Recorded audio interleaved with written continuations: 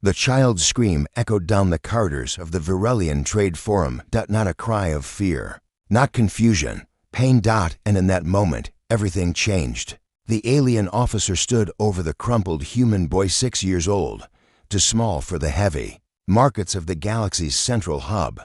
Blood darkened his lower lip where the blow had landed. The other species in the plaza had frozen, not in shock but in silence, calculating, watching. Because everyone knew one rule now. The rule humanity had etched into the stars with steel, fire, and history. You don't touch their children. 2 minutes earlier, Captain Skarn of the Virelian Enforcement Corps had been bored. The humans were new to the galactic convergence. Loud, chaotic, unnecessarily sentimental, but undeniably effective. In less than 5 standard cycles, they had negotiated access to 9 hyperlanes, forged peace treaties across 3 warring systems, and worst of all, made people like them. Skarn found them irritating, undisciplined, and too bold for a species barely out of their cradle. He spotted the human child wandering without a guardian, sticky-fingered and reaching toward display crates. Skarn's tail flicked in agitation. Rules were rules. Children couldn't roam unattended. On his planet, a cub without a collar would be considered wild. So he did what he'd done 100 times on his own world. He struck. A flat-handed tail swipe, not even full force. The boy flew into a stone post. A small, sick sound. His body hit the ground in a tangle of limbs. Skarn turned to resume patrol. Then he heard the scream. Not the boy's, a woman's. Rana was 27. A junior logistics officer assigned to a freighter docked at the station. She'd brought her son, Milo, to the marketplace while waiting for final clearance.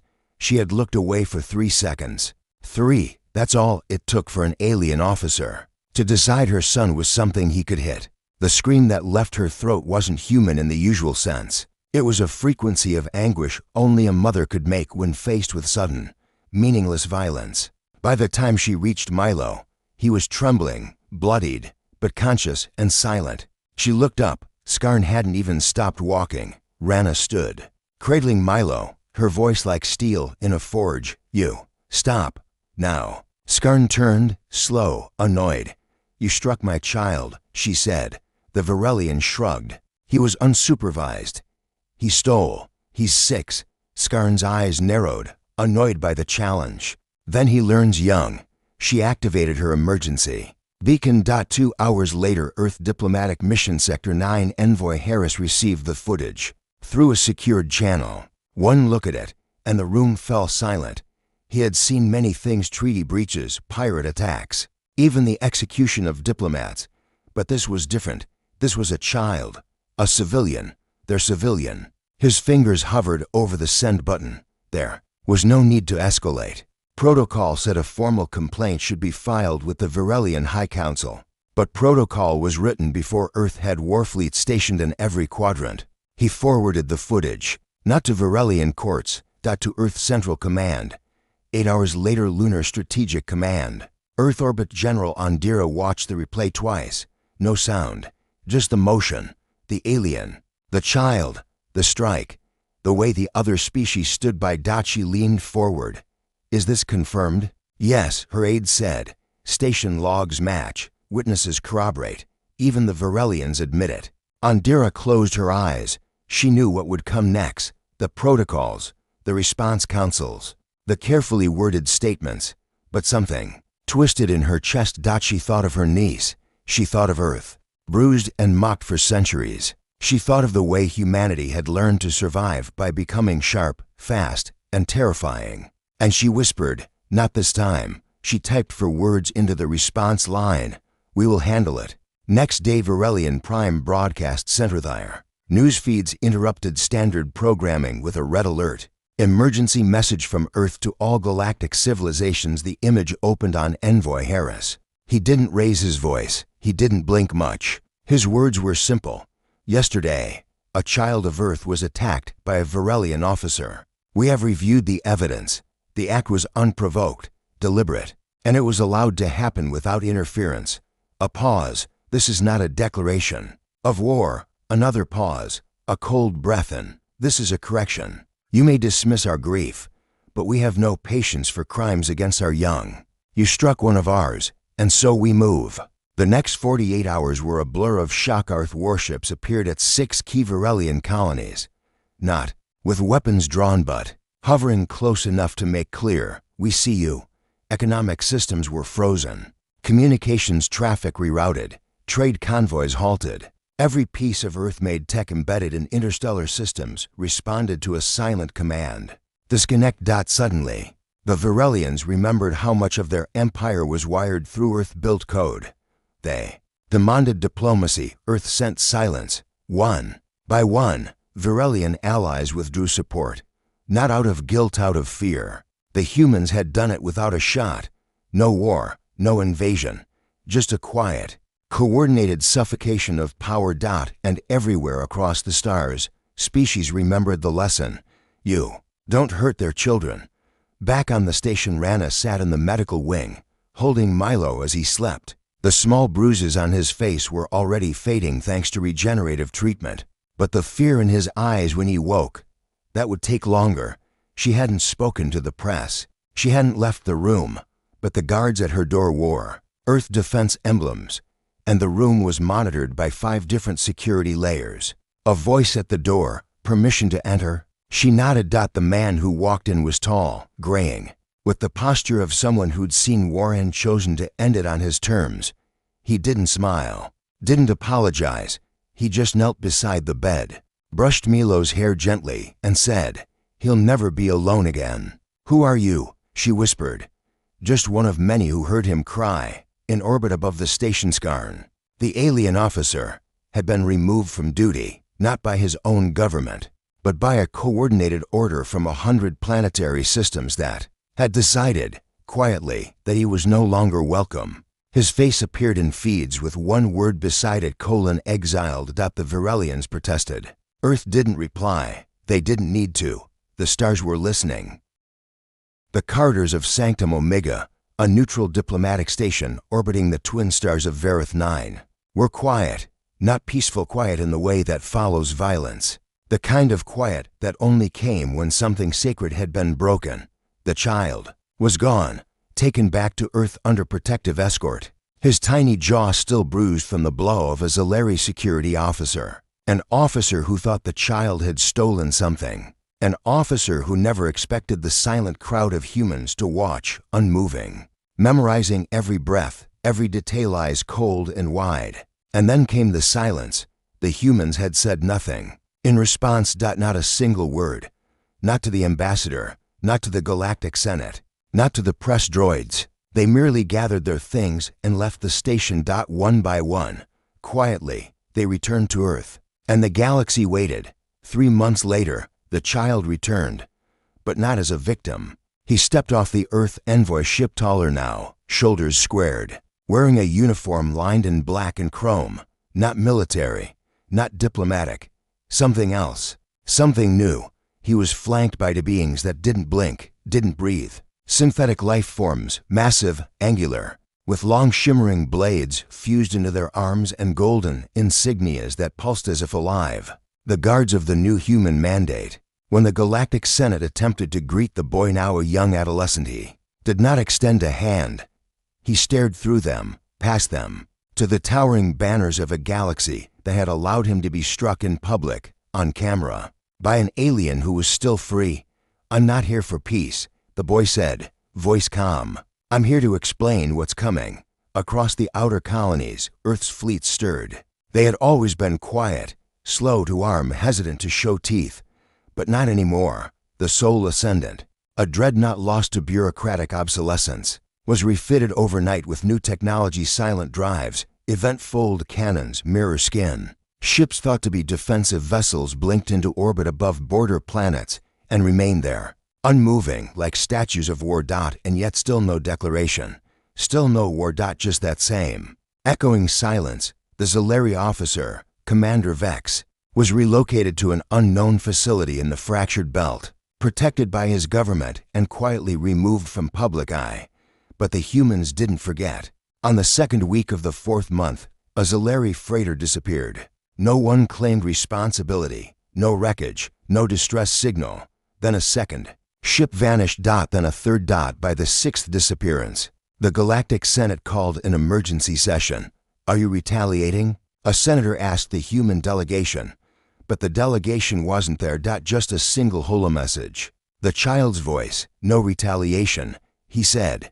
Just debt collection on the world of Qor, where humans once worked as miners under Zalari contractors. An explosion rocked the southern hemisphere. When investigators arrived, they found the surface untouched, but below the crust, the massive AI network controlling Zalari operations had been rewritten. Its new directives: protect all humans, terminate hostiles, preserve memory of the boy. That phrase would later echo across 9 systems. A journalist named Krine of the Torvali Collective broadcast a documentary titled The Slap that shook the stars. It attempted to defend the Zalari officer's actions, framing the child as provocative and manipulative. Krine vanished within a day. In his place, a human transmission hijacked the Torvali broadcast net. The screen showed a human child, not the same boy, but another, younger. She stood silently in a field of artificial snow, holding a flower made of titanium petals. Beneath her, scrolling text read, "We asked for respect. You gave us scars. Now we'll show you how humans remember." In private channels, alien leaders pleaded for talks. For mediation. For understanding. Earth responded with one statement: there will be no forgiveness, only education. The boy, now known only as Echo, was placed at the center of Earth's new diplomatic offensive. Not a soldier, not a politician, something stranger, a mirror of what had been done, a living symbol, shaped by pain and wielded like a weapon. He spoke at events. He walked through alien cities protected by silent drones and unblinking sentinels. And everywhere he went, systems shut down quietly, or alliances crumbled without explanation, or senators retired early, citing illness. Echo never lifted a weapon, but entire worlds bent to their knees at his silence. A year after the incident, the Galactic Senate convened on Verith Prime to announce sweeping reforms, new protection laws for humans, reparations, and apologies from all major systems. But the Earth envoy did not attend. Instead, Echo sent a single message, a child's voice recorded years ago, before the slap, before the fire. Innocent, cheerful. "Thank you for inviting me," the voice said. "I want to be friends with all the stars." The transmission ended with silence, and across 1,000 systems, that silence rang louder than any war drum. The chamber wasn't built for silence, not in the traditional sense. Every inch of the glass steel hall shimmered with the low hum of interstellar translators, legal data feeds, and neural script decoders. The Galactic Tribunal had held thousands of trials here: pirates, warlords, genocidal politicians, but nothing like this. Not one trial had ever drawn every species into a collective breath, and no trial had ever begun with the humans saying nothing.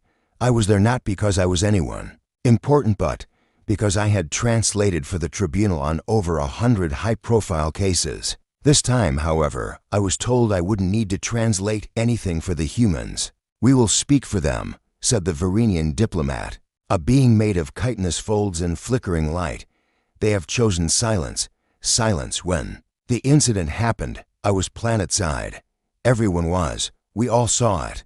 The footage of the alien Officer General Verza of the Shal regime backhanding a human child so hard she spun midair, hitting the iron tiles of the station like a ragdoll. The child hadn't stolen anything. She hadn't threatened anyone. She had asked for directions to the food court, and she bled. Red. The footage became a stain across the cosmos. At first, the media tried to bury it. Then, when it leaked, they tried to reframe it. The tribunal was called within hours. And now, here we were, 100 species, 1,000 live feeds, dozens of gasping planets, and not one word from Earth. Not even when the trial began. "State your name and designation," the arbiter demanded. The Shal general rose, still wearing her burnished uniform. A single red line now slashed across her shoulder, a mark of shame. "General Verza, 5th Legion, Border Enforcement." Her voice echoed, hollow and flat. There was no apology in it, no remorse, only pride, deeply wounded pride. The tribunal HFY crystalline being called Horlick flickered its lenses toward the center platform. You stand accused of an unprovoked act of violence against a protected minor, of an interstellar species. How do you plead? Verza didn't hesitate. Not guilty. She was a security risk. A murmur rippled through the chamber. The child, a 6-year-old named Nia, was shown on the central holodisplay. Her dark hair was matted with blood. Her eyes were shut tight, her tiny hands bandaged. The prosecution turned to the human delegation. 10 Earth ambassadors sat shoulder to shoulder in solemn black. Not one moved, not one blinked. Do the humans wish to make a statement? Nothing. Even their neural pulses were muted. It was unnatural. The prosecution looked unnerved. The tribunal. Chief turned again to the defense. Continue. Verza leaned forward. I sense a threat. There are psychic scanners on our borders. The child tripped one. I took action. My response was proportionate. Then why didn't you file a report? Someone asked. Verza's jaw flexed. Because it was a child. And she was human. They're unpredictable. The silence cracked open into collective disgust. Even the Jurlik, who had been at war with humanity for decades, flinched. The humans again remained silent. The defense lawyer, a member of the Serpentine Gexan race, coiled closer to the microphone. The footage clearly shows force. The scanners did not register a threat. The child was asking for help. There is no logical path that leads to violence. She looked at me. Verza whispered, "Pardon?" The tribunal asked. She looked at me. The general said again, her tone sharp, like I was beneath her, like she knew what I was, what I'd done in the war. There it was. The truth. Finally, she had seen a human child and thought of Earth's orbital fleets. She had thought of her defeat at Lysistra's moons. She had thought of old fears, and a tiny girl had become a battlefield again. She triggered something. Verza said, "That's what they do. They burrow into your mind. They don't fight fair." The tribunal chief straightened. "You just admitted to premeditated bias against a sentient species. Do you understand the weight of that?" Verza looked right into the camera. I hit her again. Gasps, growls, crystalline static. Holograms flared across 100 relay planets, and still, not a single human reacted. Until they did. It began with a ripple. The central floor of the tribunal, previously untouched, began to pulse. I thought it was an illusion, but then I noticed something terrifying. The floor was sensing to a heartbeat. Boom.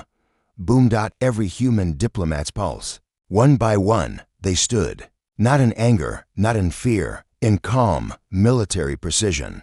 Then the human at the center, a man I'd never seen, with silver at his temples and black rings beneath his eyes, stepped forward. He placed something on the central platform, a single, worn teddy bear, and walked back to his seat. That was it. No words, no protests. Just a soft toy from a shattered child. And silence. It was the loudest thing in the room. That night, no one spoke of Verza's defense.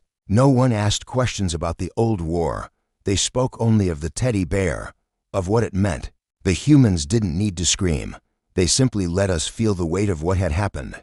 The networks dubbed it the Bear of Judgment. Memorials were carved across neutral worlds. Protesters on Voron-9 replicated the exact model and scattered them across Shah embassies. Even species who feared Earth began to whisper, "We must never cross them again." But the humans hadn't made a single threat, not a word. They didn't need to, because something deeper had been awakened. A sense of justice that didn't need blood. Just memory. 2 days later, the verdict was delivered. General Verza was stripped of all rank. Her planet, once considered for leadership in the Galactic Council, was sanctioned. The Shah regime fell into chaos. And Earth sent no ships, no demands, only a message. Just one line. "We remember." The rest of the galaxy trembled, because they believed it. Later, I tried to ask the lead human diplomat why they chose silence, why they didn't shout, why they didn't retaliate. He looked at me for a long time. "She's 6. He said, "If we scream, the galaxy hears a threat. But if we show them her silence, they remember what monsters they've been." He smiled, tired, and monsters fear their reflection. They called it a tribunal, but to the soldiers of Earth's Avenger Corps, to the survivors of Europa Station, to the millions who had watched the footage of the strike on Little Mail. This was no trial. This was a warning wrapped in bureaucracy. A mask of justice laid over the exposed wires of war. Elan, a liaison of the United Galactic Accord, watched the empty seats of the tribunal hall fill with representatives from across the stars. He had sat on this dais for centuries, seen grievances settled with compromise, peace brokered from hatred, but never this, never Earth like this. At the far end of the hall, two figures walked in. They weren't diplomats. They weren't military officers. They were parents. One was Lieutenant Riona, dressed in stark black with silver trim, the ceremonial uniform of the Earth Reparation Delegation. Her knuckles were pale from how tightly she gripped the small, glass vial hanging around her neck. It held a lock of hair. May L single quotes S. Beside her walked a man not on any galactic registry. A man only whispered about in the hidden channels of the Accord. He had no rank, no call sign, only one name: Ashen, the one they sent when talking failed, when justice needed a shape, when vengeance needed a face. Let the record show, droned a voice from the days. Earth has requested a direct trial rather than the traditional tribunal proceedings. This is highly irregular. Elan turned to speak, but Riona's voice rang clear first. Your traditions failed when you protected the alien officer who struck a child. The room fell silent. The Therex ambassador's feathers puffed in agitation. The glowing body of a Lurian diplomat dimmed in embarrassment. Only the Zyran High Judge dared respond. The child was an intruder in a restricted zone. Ashen stepped forward. His voice was ice. She was 6 years old, following a songbird drone. A regrettable. You watched the footage. They had, again and again, the alien officer, Vorik of the Glisari Empire, had struck Mail so hard her head snapped back like a doll's. The scream that followed had not been hers. It was the scream of her father, a civilian. It had echoed through the station, across human news nets, and into the soul of Earth. No alien had apologized. Not then, not even now. Elan knew that humanity had begged for unity when they first joined the Accord. They were the youngest race admitted, the most fragile, the most eager to please. But something had changed since that day on Europa Station. Earth had remembered. The trial was short. Ashen read from a handheld slate: evidence, reports, station logs. His voice never rose, but each word struck like a hammer. Every time the defense objected, Riona played another clip. Mail's giggle. Her last drawing. The moment she saw the stars for the first time, when the alien delegation tried to shift blame. Ashen showed footage of the officer laughing afterward. By the end, the Glisari delegation had gone silent, not from guilt, but from calculation. Because, outside the tribunal walls, Earth's fleet had not dispersed after Mail's funeral. It had doubled, tripled. They weren't here for reparations anymore. They were here for closure. Outside the hall, across the 1,000 worlds of the Accord, riots had already begun. Some in support of Earth, others fearing what Earth would do next. A system once built on balance now tilted violently toward one world, one species. Ashen, Elan called as the tribunal recessed. He caught the human in the shadowed hallway. If the tribunal fails to condemn Vorik, what will your people do? Ashen didn't answer right away. His eyes were like obsidian still, but impossibly deep. Do you remember what the stars looked like before Earth? Of course, no, you don't. He pulled a small device from his coat and flicked it into Ellen's hand. A projection sprang up. A simulation. A map of the galaxy. Planets winked out, one by one. Ellen's breath caught. This is a simulation of retaliation, not invasion. Ashen stared at the stars, flickering to black. Only the ones who cheered the strike. Only the ones who tried to protect him. But you'll collapse the Accord. Then it was never strong enough to protect a child. The verdict came hours later. Not guilty. The Accord called it procedural, diplomatic immunity. But in the crowd, someone screamed. Then another. Riona's body shook. But she didn't cry. She just reached up and pressed the vial at her neck. Then she turned and walked away. Behind her, Ashen did not move. He didn't shout. He didn't argue. He simply opened a line on his communicator. Phase 1 confirmed. Directive Greystar is active. A week later, The Glisari Empire's communications array collapsed in unison. The capital's orbiting stations melted like sugar under plasma storms. Earth denied responsibility. Then the Zyran outposts along. The Orion corridor experienced critical failures. Earth sent condolences. No warnings, no demands. Just fire. Ashen never appeared on any feed. Never issued threats. Only silence from Earth's command lines. Silent, but unmistakable. You hurt one of ours. Now we decide what peace looks like. And still, Elon hoped. He met Riona again in a quiet starport, far from the fires of the conflict. She sat alone, watching a holovid of male chasing birds in a park. You could still call it off, Elon whispered. Riona looked up at him. They struck my child, and your galaxy told me to forgive it. But millions may die. Millions already have. You just didn't see them, because they were ours. She stood. We'll stop when justice is more than a word in your mouth. And across the stars, humanity lit the sky not with banners, not with slogans, but with steel and vengeance, and the memory of a single child whose blood ran across metal floors. The tribunal chamber was carved from dark matter alloy, so dense that even sound dared not echo. Every eye, organic and cybernetic, was on the girl. She stood at the center of the galactic chamber. Her hands at her sides, her breath steady, her face unreadable. The child who had once been struck had long since vanished. In her place was a diplomat, a weapon, a symbol.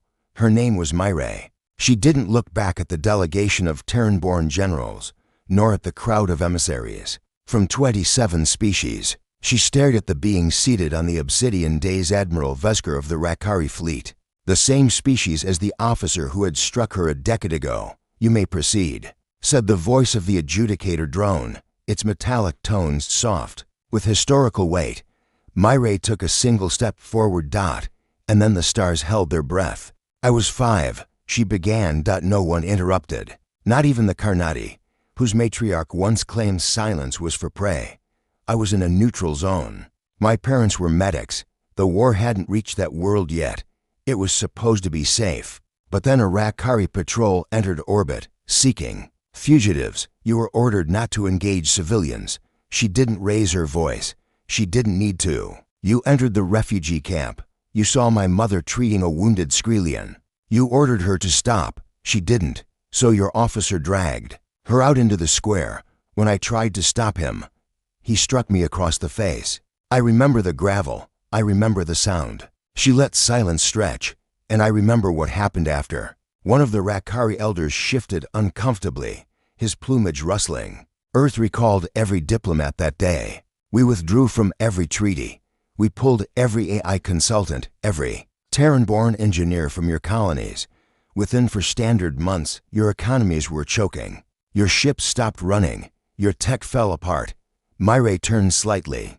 You didn't know our value until you lost it. The silence was now. Oh wait. But we didn't come here for revenge, she said. We came because you requested forgiveness. The Admiral lowered his eyes. My role is not to punish. My role is to decide whether Earth will return. She stepped closer to the edge of the dais. But you have to understand something. We did not retaliate by fire. We did not bring death. We brought silence. We let you feel what it meant to lose us.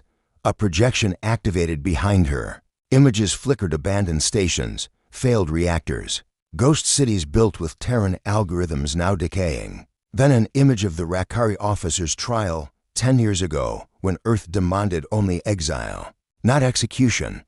You struck one child, Myre said, but what you broke was our trust. She looked at the Admiral now, directly. If you want Earth back in your galaxy, you don't need our forgiveness. You need to change what made you strike first. Later, as the tribunal entered deliberation, Myre stepped out onto the terrace that overlooked the central nebula. She felt her escort behind her riven, not quite human, not quite alien, a hybrid, born from the war's aftermath. He'd been her shadow through the years, her friend, sometimes more. You didn't flinch once, he said. Not allowed to, she replied. Soft, you could have demanded reparations. I demanded something harder, she said. Growth. He looked at her. The light of the stars bleeding over his features. They're afraid of you, you know. They're not afraid of me, she corrected. They're afraid of the idea of Earth of a species that only ever asked to be respected, and when denied that, became the silence they feared. He stepped closer. "I've never told you," he said, "but that day when you were struck, I was in orbit. I saw it from the ship. My father was Rakari." She turned to him then, eyebrows raised. "I didn't know. I wasn't proud of it. I didn't want you to see me as one of them." "You're not," she said. "You're what comes after." He reached for her hand. And for the first time in years, she let someone touch her. The tribunal's verdict came with no fanfare. A simple projection in the sky. Verdict: reinstatement. Conditions: non-aggression pact, cultural oversight, Terran protections. Effective immediately. The galaxy was still, and then the stars whispered again. Earth returned. But it was not the same Earth. The first Terran vessel to re-enter open space was not a warship. It was a ship filled with books, with teachers, with engineers. Myre stood at the loading dock, watching them go. Behind her, Riven approached. "You're not going with them." She shook her head. "I go on the next one. This one's theirs." He watched the ship lift off. "The Rakari, they sent an apology," she said. "Handwritten, on actual paper, signed by every surviving elder." He blinked. "That's unheard of." "I know." Then she smiled, faintly. "But that's the thing about humans. We don't conquer, we don't erase." She turned to him. "We changed the game." Epilogue: Galactic, Year 3, 1-7. A child sits in a class on the edge of the nebula belt. She has soft brown skin and eyes like molten metal, a hybrid, Terran-born. Her name is El. The teacher, a Yulari, speaks with respect. Behind them is a hologram. It shows a woman standing alone in a tribunal chamber. She was struck once, just once. The teacher says, and the galaxy learned what silence costs.